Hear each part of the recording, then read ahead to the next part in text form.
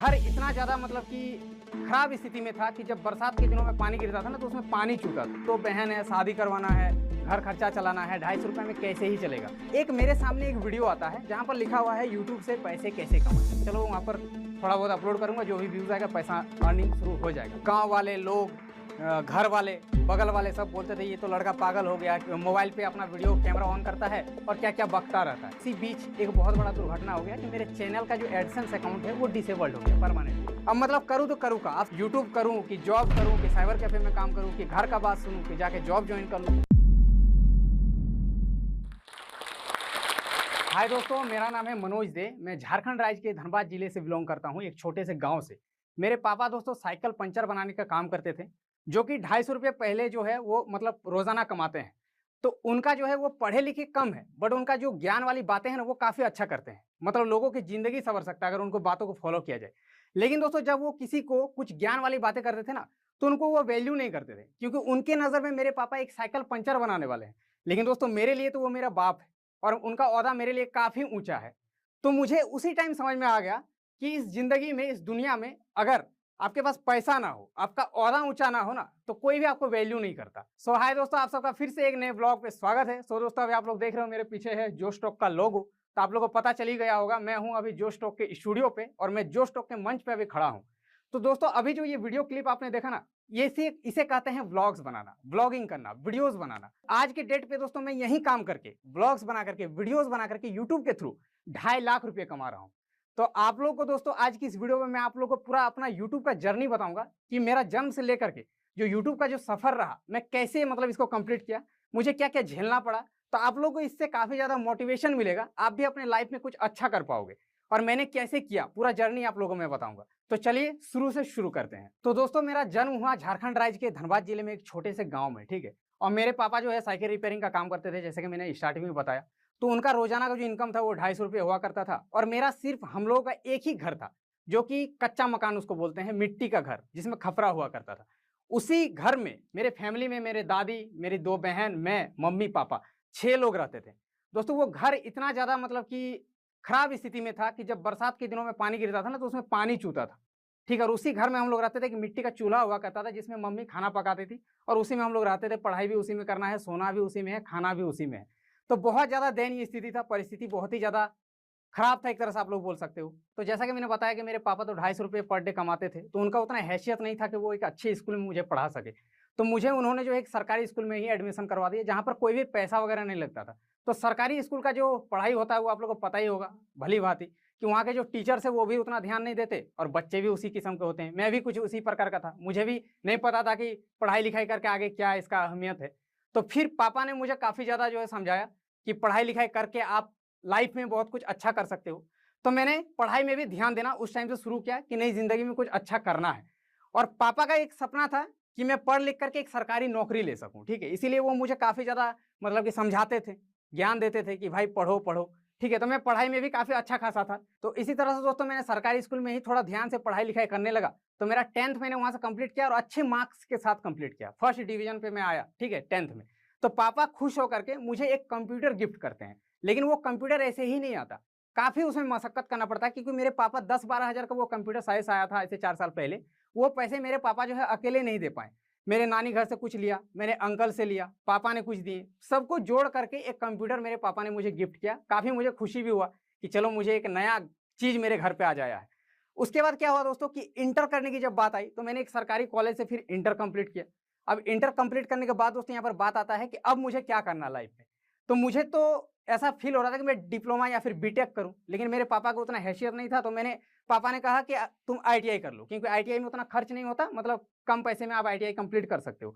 तो आईटीआई में एडमिशन लेने के टाइम दोस्तों पता चला कि 15,000 रुपये वहाँ पर चाहिए एडमिशन के टाइम पे। अब वो 15,000 रुपये मेरे पापा के लिए बहुत बड़ी बात थी, क्योंकि आप समझ सकते हो पर डे अगर जो 250 रुपये कमा रहे हैं, वो 15,000 रुपये कहाँ से मतलब अचानक से दे एक बार में। तो फिर मैंने क्या किया, वो जो मेरा शौकीन वाला चीज़ था कंप्यूटर, उसको मुझे जो है बेचना पड़ा। उसको बेच करके कुछ पैसे घर से मिला करके इधर उधर करके 15,000 इकट्ठे किए। उसके बाद मेरा आईटीआई में एडमिशन हुआ।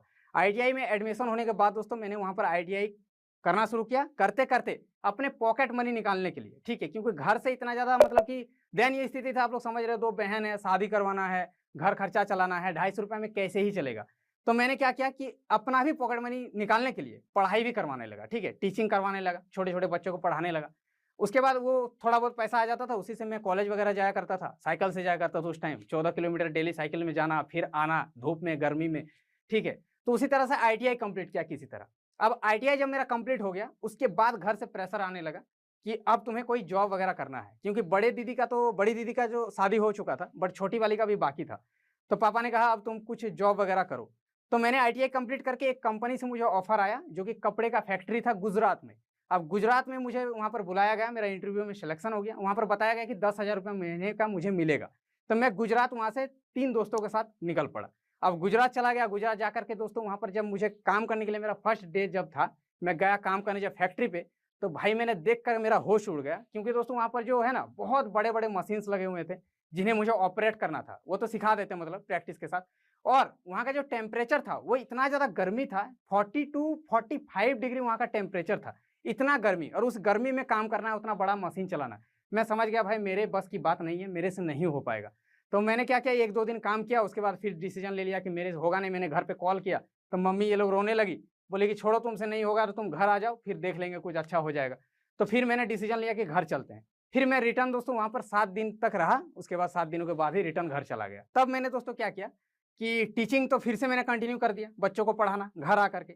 उसके बाद साथ ही साथ एक साइबर कैफे में भी ज्वाइन कर लिया काम करने के लिए।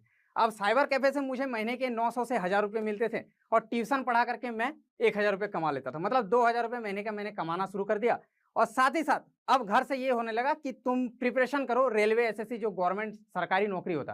क्यों दोस्तों, आप लोगों को पता होगा गाँव का ये माहौल है, अभी भी माहौल है कि बच्चों को अगर काबिल बनाना है तो एक ही रास्ता है, सरकारी नौकरी दिला दो उसको, किसी तरह से अच्छे से पढ़ाई वगैरह करवाओ। सरकारी नौकरी अगर आपका हो जाए आपके बच्चे का, तो आपका बच्चा काबिल हो जाएगा। तो मेरे पापा का भी यही सोच था, गाँव का सोच था, पूरे शहर का सोच था। तो पापा ने बोला कि तुम जाओ एक इंस्टीट्यूट में एडमिशन ले लो और प्रिपरेशन करना शुरू कर दो, ताकि एक नौकरी हो जाए। तो मैंने क्या किया कि फिर से वहाँ पर एडमिशन ले लिया एक इंस्टीट्यूट पे, और वहाँ पर मैंने पढ़ाई शुरू कर दिया। वो मजबूरी में, मेरा इंटरेस्ट एक्चुअल में नहीं था, मुझे जॉब नहीं लेना था, सरकारी नौकरी में अभी मतलब कि मेरा इंटरेस्ट ही नहीं था। फिर भी पापा के कहने पे मैंने एडमिशन लिया, पढ़ाई वगैरह करने लगा, अच्छे तरीके से पढ़ने लगा। अब दोस्तों क्या हुआ कि साइबर कैफे में ही काम करते करते एक मेरे सामने एक वीडियो आता है, जहाँ पर लिखा हुआ है यूट्यूब से पैसे कैसे कमाएं। तो मेरा तो भाई, मैंने सोचा यूट्यूब से पैसे भी कमा सकते हैं। तो मैंने यूट्यूब पे उस वीडियो पे क्लिक किया, और वहाँ पर डिटेल जा करके देखा, तो पता चला यूट्यूब पे हम लोग वीडियोस बना करके, वीडियोस अपलोड करके पैसा कमा सकते हैं। और यूट्यूब पे उस टाइम कोई भी रूल वगैरह नहीं था। आज आपने चैनल बनाया, आज ही के दिन से आपका चैनल पर ऐड आना शुरू हो जाएगा, आज ही की डेट से आपका रेवेन्यू जनरेट होना शुरू हो जाएगा, अगर आपका व्यूज आता है तो। तो मैंने क्या किया कि एक सिंगिंग चैनल ओपन कर लिया, क्योंकि दोस्तों मेरा सिंगिंग में थोड़ा बहुत इंटरेस्ट था। मैंने सोचा गिटार, मैं थोड़ा बहुत गिटार भी प्ले कर लेता हूँ, तो मैंने सोचा चलो वहाँ पर थोड़ा बहुत अपलोड करूँगा, जो भी व्यूज आएगा पैसा अर्निंग शुरू हो जाएगा। तो मैंने एक चैनल ओपन कर लिया, वहाँ पर गिटार प्ले कर करके डालना शुरू किया। बट दोस्तों उसमें कोई भी रिस्पॉन्स नहीं मिला, ना कोई व्यूज ना कोई ग्रोथ। 6-7 महीने मैंने उस चैनल पर काम किया, 30 सब्सक्राइबर्स थे, 30 का 30 ही रह गया। 6 महीने में 30 सब्सक्राइबर, 30 का 30, कोई नहीं सब्सक्राइब करता था। और उसके बाद क्या हुआ कि मैंने समझ गया कि इससे मेरा कुछ होना नहीं है। फिर मैंने दोस्तों एक और यूट्यूब चैनल बनाया, कुछ गांव के लड़कों के साथ, कॉमेडी चैनल, अमित भड़ाना को देख करके। तो फिर दोस्तों मैंने उस कॉमेडी चैनल को कंटिन्यू किया 6-7 महीने, उसमें भी काम किया, बट उसमें भी कोई भी ऐसा कुछ रिस्पॉन्स देखने को नहीं मिला। फिर उसको भी मैंने बंद कर दिया। अब दोस्तों मैंने फाइनली डिसीजन लिया, मैंने सोचा कि मैं आखिर क्या वीडियोस बना करके लोगों को कुछ सिखा सकता हूँ, कुछ जानकारी दे सकता हूँ, क्या अच्छा कंटेंट बना सकता हूँ। तो मुझे पता चला कि मैं टेक कैटेगरी पर अच्छा कुछ कर सकता हूँ। क्यों दोस्तों, मेरा इंटरेस्ट था, मैट्रिक से ही मेरा फ़ोन में इलेक्ट्रॉनिक गैजेट्स, लैपटॉप्स, ये सब पे काफ़ी ज़्यादा इंटरेस्ट था। तो मैंने एक टेक चैनल फाइनली ओपन किया, टेक्निकल मनोज के नाम से, और उस पे मैंने टेक वीडियोस अपलोड करना शुरू किया। कोई एप्लीकेशन का रिव्यू कर देना, कोई लॉन्चर के बारे में बता देना, फ़ोन के बारे में बता देना। तो उस वाले चैनल पर मुझे अच्छा खासा रिस्पॉन्स देखने को मिला। ठीक है, कंटिन्यू मैंने वीडियोस बनाना शुरू किया, कुछ व्यूज़ आने लगे, एक-एक दिन में 1-1, 2-2 डॉलर बनना शुरू हो गया। ठीक है, तो उसी तरह से चलता रहा। अब क्या हुआ, उसमें काम करते-करते दोस्तों घर से अब प्रेशर आना शुरू हुआ कि तुम्हें कुछ करना है, कुछ करो, काम करो। 8-10 हज़ार महीने में नहीं आएगा तो कैसे काम चलेगा। मैं तो मतलब 2000 कमाता था, तो वो तो मेरा पढ़ाई लिखाई में ही चला जाता था। घर पे मैं कुछ भी हेल्प नहीं कर पाता था। तो फिर घर से प्रेशर आने लगा। तो घर में मैंने क्या किया कि किसी तरह से चलो मैं कर रहा हूँ, साइबर कैफे में ही काम कर रहा हूँ। फिर यूट्यूब पे भी करता रहा, टेक्निकल मनोज पे। उसमें दोस्तों $80 कंप्लीट हो गया कुछ वीडियोस अपलोड करने के बाद। मान के चलो 100-150 वीडियोस। $80 जब कंप्लीट हो गया, उसके बाद मैंने घर पे बोला कि मैं यूट्यूब पे वीडियोस बनाता हूँ, मेरा $100 होने के बाद, जो कि 7,500 के करीब होता है, वो पैसा मेरा पेमेंट आने वाला है यूट्यूब के थ्रू। आप लोग हड़बड़ाओ मत, आप लोग बहुत प्रेशर कर रहे हो कि जॉब करो, पैसा मैं यूट्यूब से ही कमाऊंगा। तो घर पे पापा तो शौक हो गए कि ऐसा कैसे हो सकता है, कोई वीडियो डाल करके कहीं पे कैसे मतलब पैसा आ सकता है। मुझे बोलने लगे तुमको पागल बना रहा है, ये सब में ध्यान मत दो, पढ़ाई लिखाई में ध्यान दो। डांट भी सुना मैंने घर से। फिर मैंने बोला नहीं, थोड़ा वेट करो, 1 डेढ़ महीने के अंदर में ही पेमेंट आ जाएगा। अब दोस्तों उसी बीच एक बहुत बड़ा दुर्घटना हो गया कि मेरे चैनल का जो एडसेंस अकाउंट है वो डिसेबल्ड हो गया परमानेंटली। क्योंकि दोस्तों यूट्यूब का जो गाइडलाइंस होता है, रूल रेगुलेशन, उसके बारे में मुझे अच्छे तरीके से जानकारी नहीं था। उसे उस टाइम कोई बताने वाला नहीं था, उस टाइम यूट्यूबर्स कोई नहीं था। तो मेरा वो चैनल पे परमानेंटली डिसेबल्ड हो गया। अब मैं घर पे कैसे समझाऊँ? पेमेंट तो आने से रहा, पेमेंट तो आएगा नहीं, डिसेबल्ड हो गया। अब घर पे मैं सोच रहा हूँ भाई अब बोलूँ तो बोलूँ क्या? तो दोस्तों 1 डेढ़ महीने तक मैं डिप्रेशन में चला गया। मैंने सोचा कि शायद से मेरे किस्मत में यूट्यूब वगैरह नहीं है, मेरे साथ पैसा-वैसा मैं नहीं कमा पाऊँगा यूट्यूब से, और घर से भी इतना प्रेशर आ रहा था। साथ ही साथ गाँव वाले लोग, घर वाले, बगल वाले सब बोलते थे ये तो लड़का पागल हो गया, क्या-क्या करता है यूट्यूब पे, वीडियोज़ मतलब मोबाइल पे अपना वीडियो कैमरा ऑन करता है और क्या-क्या बकता रहता है। सब पागल बोलने लगे उस टाइम। और मैं भी मतलब कि डिमोटिवेट हो गया कि शायद से मैं कुछ प्रूव भी नहीं कर पाऊँगा किसी के लिए कि मैं कुछ कर रहा हूँ। तो मैंने 1 डेढ़ महीने तक पूरा यूट्यूब छोड़ दिया। फिर मैं वहीं साइबर कैफ़े में घिसा-पिटा ज़िंदगी, फिर बच्चों को पढ़ाना, वहीं काम कंटिन्यू करता रहा। 1 डेढ़ महीने के बाद दोस्तों थोड़ा-सा जब ये हुआ ना कि नहीं, चलो क्या ही लगता है, एक इंटरनेट पैक तो फ्री में था उस टाइम, जियो फ्री नेट देता था। सोचा थोड़ा टाइम और दे देते हैं। तो 1 डेढ़ महीने के बाद डिप्रेशन से थोड़ा-सा निकल कर के एक और यूट्यूब चैनल बनाया, जो कि आज आप सबके सामने है, मनोज दे नाम से यूट्यूब चैनल है। वो वाला चैनल मैंने फिर से ओपन कर लिया। फिर से ओपन किया तो उस टाइम दोस्तों क्या हुआ, एक इंसिडेंट, यूट्यूब का एक नया रूल आ गया कि अब आपका चैनल मोनेटाइज तब होगा जब आप 4000 घंटा वॉच टाइम कंप्लीट करोगे, 1000 सब्सक्राइबर्स कंप्लीट करोगे। अब वो वाला क्राइटेरिया आप पूरा करो तब आपका चैनल मोनेटाइज होगा। फिर मैंने सोच लिया कि भाई मेरे से यूट्यूब शायद से मेरे नसीब में नहीं है। तो चलो फिर वीडियो बनाना शुरू किया। 4 महीने में मैंने वो क्राइटेरिया भी पूरा कर लिया। पूरा करने के बाद मेरा चैनल चला गया रिव्यू पे। अब रिव्यू पे जाने के बाद दोस्तों वो मोनेटाइज हो ही नहीं रहा, रिव्यू पे ही पड़ा हुआ है। अब क्या हुआ कि 4 महीने तक रिव्यू पे ही रहा। अब घर से और प्रेशर आना शुरू हुआ कि तुमको अब जॉब कुछ ना कुछ करो, कुछ तो करना पड़ेगा, घर मैं नहीं चला सकता। पापा बोले कि मेरे से अब नहीं हो पा रहा है। अब मतलब करूँ तो करूँ क्या? आप समझ सकते हो उस टाइम कितना मतलब मेरे एक प्रेशर आ रहा था। यूट्यूब करूँ कि जॉब करूँ कि साइबर कैफ़े में काम करूँ कि घर का बात सुनूँ कि जाके जॉब जॉइन कर लूँ। मतलब इस तरह का सिचुएशन क्रिएट हो गया उस टाइम। तो कहते हैं ना दोस्तों कि एक डायलॉग है कि जैसे हम कोई दरवाज़ा को तोड़ने की कोशिश करते हैं, तो मान लीजिए उसे लात से मार-मार के तोड़ने की कोशिश कर रहे हैं। जब वो टूटने वाला होता है, तब मैक्सिमम लोग उसको छोड़ देते हैं। वो हार मान जाते हैं कि शायद से उससे नहीं टूटेगा वो दरवाज़ा। लेकिन शायद वो 1-2 और लात मारता ना तो वो दरवाज़ा टूट जाता। तो मैंने फिर अपने दिल की बात सुनी कि चलो 1 महीना और देख लेते हैं। अगर चैनल मोनेटाइज़ हो गया तो मैंने घर पे पापा से 1 महीने का टाइम ले लिया कि 1 महीना में अगर मेरा यूट्यूब से थ्रू कुछ नहीं होता है, तो मैं यूट्यूब छोड़ दूँगा, जाकर के जॉब जॉइन कर लूँगा। उसके बाद दोस्तों वो जो 1 महीने का जो ज़िंदगी था मेरा, वो काफ़ी ज़्यादा मतलब कि खराब परिस्थिति में मेरा बीत रहा था। रात-रात भर नींद नहीं आती थी। हमेशा मेल वगैरह चेक करता रहता था कि कब आएगा यूट्यूब से, कब मोनेटाइज़ होगा। बट उस टाइम भी मैं कंटिन्यू यूट्यूब पे वीडियोज़ बनाता रहा, ठीक है? और यूट्यूब पे मैं वीडियो जो बनाता था ना, वो एक छोटे से फ़ोन से बनाता था। मेरे पास कुछ भी इक्विपमेंट नहीं था। एक सस्ता सा स्मार्टफ़ोन था, उसी से मैं वीडियोज़ बनाता था। ना मेरे पास ट्राइपॉड था, ना मेरे पास माइक था, कुछ भी नहीं था, और अपना घर भी नहीं था। अपना घर नहीं था, मैं किसी दूसरे के घर के एक सीढ़ी का जो कोना होता है, उस सीढ़ी के कोने पे स्टूल लगा करके बैठ करके उसी पे वीडियो बनाता था। कभी-कभी आउटडोर जाकर के, जंगल तरफ जाकर के अकेले में, ताकि कोई देखे नहीं, क्योंकि लोग तो भाई पागल बोलते थे कि क्या कर रहा, नहीं कर रहा।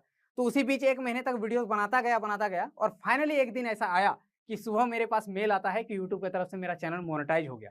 उस टाइम मैं काफ़ी ज़्यादा खुश हुआ, इतना ज़्यादा खुश हुआ कि मैं अपना खुशी ज़ाहिर नहीं कर पा रहा था किसी से, क्योंकि कोई समझता भी नहीं था कि यूट्यूब आखिर क्या होता है, नहीं होता है। तो फाइनली चैनल तो मोनेटाइज़ हो गया।